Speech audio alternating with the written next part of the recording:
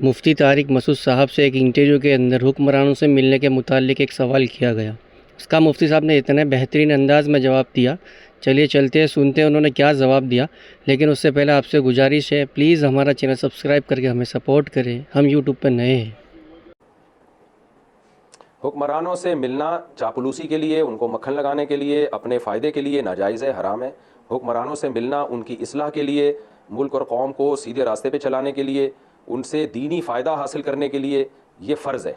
मूसा अलैहिस्सलाम को डायरेक्ट अल्लाह ने जालिम हाकिम के पास भेजा, फ़िरौन के पास। उस वक्त मूसा अलैहिस्सलाम कह सकते थे अल्लाह हुक्मरानों से मिलना बिल्कुल ठीक नहीं है। फिर अल्लाह ने फ़िरौन के पास भेजा और कहा कूला लहू कौलन लय्यिना, फ़िरौन से नरम लहजे में बात करनी है, आपने नरम अंदाज में बात करनी है। तो इससे पता चला कि नरम अंदाज में भी बात करना लाजिम है। फिर यूसुफ अलैहिस्सलाम को बादशाह ने जेल से बुलाया और कहा कि मैं आपको अपने पास ठिकाना देना चाहता हूँ, आपको ओहदा देना चाहता हूँ। यूसुफ अलैहिस्सलाम ने ये नहीं कहा कि हुक्मरानों से मिलना नाजायज़ है, हराम है, मैं जा रहा हूँ अपनी मस्जिद में और मदरसा बनाऊंगा, मुझे कोई ज़रूरत नहीं तुम्हारे होने की। बल्कि यूसुफ अलैहिस्सलाम ने उनसे कहा इजअलनी अला खज़ाइनिल अर्ज़, मुझे वज़ीर ख़ज़ाना बनाओ। ओहदा भी मांगा बाकायदा उनसे।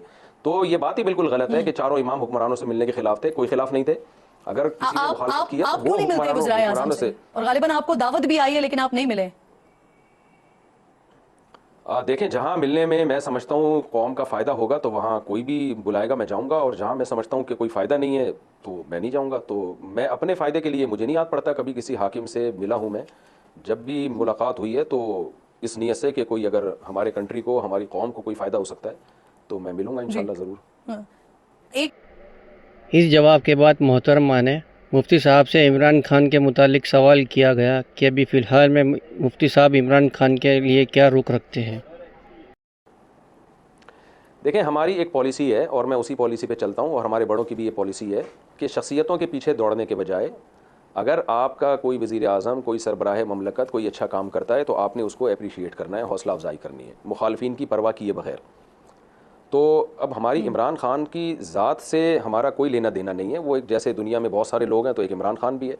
तो निजी महफिल में मैं हो सकता है इमरान खान से मोहब्बत रखता हूँ या उससे दुश्मनी रखता हूँ, वो मेरा निजी मसला है। मोहब्बत भी हो सकती है, दुश्मनी से माना सॉरी नफ़रत भी हो सकती है, मोहब्बत भी हो सकती है। वो तो निजी महफिल की बातें हैं, वो सही भी हो सकती हैं, गलत भी हो सकती है।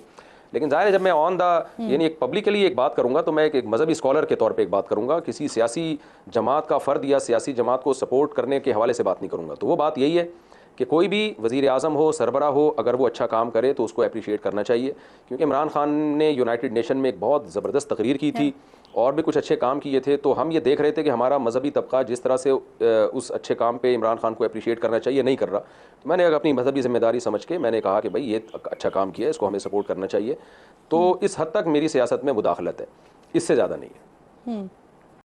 इसके बाद मोहतरमा ने मुफ्ती साहब से शहबाज शरीफ के बारे में सवालत किए कि उनके कौन कौन से काम अच्छे लगे या क्या रुख रखते हैं उनकी तरफ। चलिए सुनते हैं। देखें, जब ये सियासी उखाड़ पिछाड़ हुआ ना तो मैं थोड़ा सा बिल्कुल मीडिया से, सियासी खबरों के हवाले से दूर हो गया। तो उस वक्त तो एक बहुत ही एक हाइप क्रिएट हुई थी ना इमरान खान के हवाले से। तो जब एक हाइप क्रिएट होती है तो फिर आपको कुछ बात करनी पड़ती है। इस वक्त यकीनन शहबाज शरीफ ने कुछ अच्छे काम किए होंगे और मरीम नवाज़ ने भी कुछ अच्छे काम किए होंगे। अगर मेरे इल्म में आए तो मैं ज़रूर बताऊंगा, इंशाल्लाह उस पर अप्रिशिएट करूंगा। लेकिन मैं चूंकि सियासत से दूर हूँ, आजकल टेलीविज़न से भी दूर हूँ, सियासी खबरों से भी दूर हूँ, बता सकेंगे तो अपनी देखें, ऐसे तो सबने बहुत अच्छे भी किए हैं, बहुत बुरे भी किए हैं ठीक है। तो मियां नवाज शरीफ ने ये जो मोटरवे बनाई थी बहुत अच्छी बनाई माशाल्लाह, और हमें तो बड़ा फ़ायदा हुआ। क्या था उसके पीछे, लोग उस पर भी कुछ एतराज़ात करते हैं, लेकिन हम तो बड़ा पंजाब में बड़े मज़े से सफ़र करते हैं तो बड़ा अच्छा लगता है हमें। मोटरवे एटमी धमाका किया मियां नवाज शरीफ के दौर में, बम फटा था।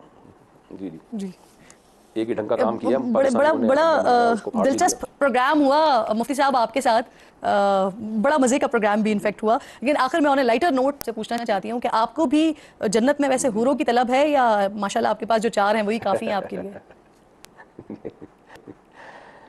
ये आपने बहुत ख़तरनाक सवाल किया है। असल में मैं कोई ऐसा सवाल जिससे जब क्योंकि इंटरव्यू मेरे घर वाले भी सुनते हैं और फिर वो वहाँ से मुझे जो रिएक्शन तो जायज़ा तो है ही, लेकिन कहीं आपका ही जायज़ा ना ले लिया जाए घर पे आज। मैं ये कहूँ कि मुझे भी हूरों का शौक़ है तो फिर घर वाले कहेंगे कि 4 काफ़ी नहीं है, अभी भी हूरों का शौक़ है। और अगर मैं बोलूँ कि नहीं है और अल्लाह जन्नत में कह दे तुमने दुनिया में बोल दिया था बस 4 बहुत हैं, तो अभी हूरें तुम्हारे लिए नहीं है, तो मैं तो फंस जाऊँगा ना बुरे तरीके से।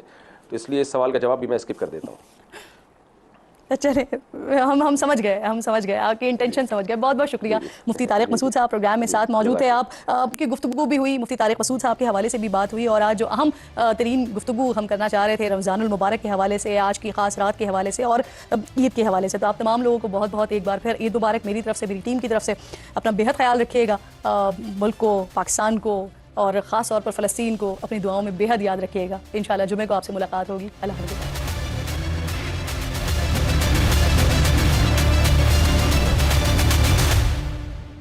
हैं मुफ्ती तारिक मसूद साहब क्या समझते हैं?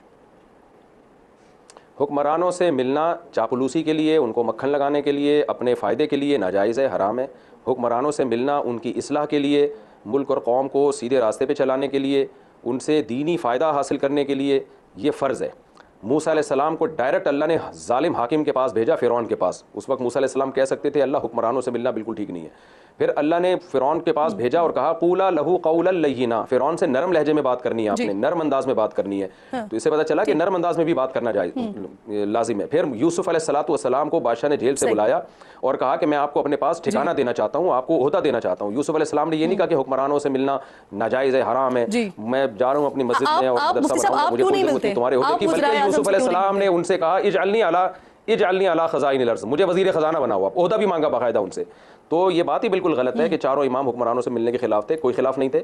अगर किसी ने मुखालफत किया तो वो हुक्मरानों से। और गालिबन आपको दावत भी आई है लेकिन आप नहीं मिले।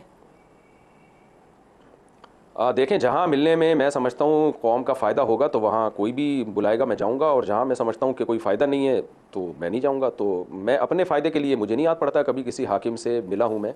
जब भी मुलाकात हुई है तो इस नीयत से कि कोई अगर हमारे कंट्री को, हमारी कौम को कोई फ़ायदा हो सकता है।